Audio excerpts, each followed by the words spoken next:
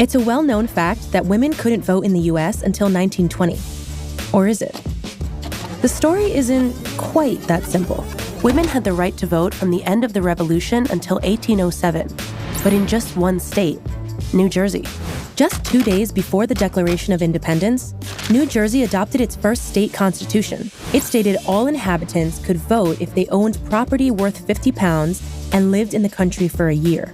It could be that the framers of the Constitution believed in equality, or they may simply have used imprecise language.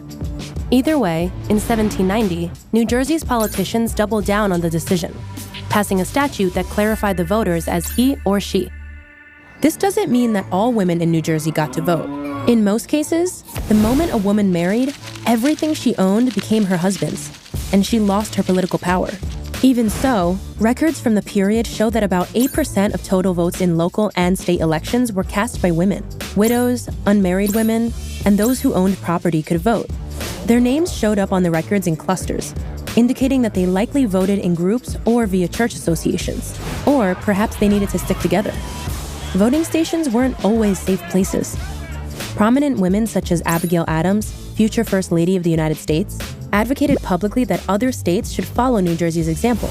But they didn't, and it didn't last. Hotly contested elections led to bitter accusations of voter fraud. Some claimed to have witnessed cartloads of women who didn't qualify to vote being rounded up and taken to polling stations to tip the electoral balance.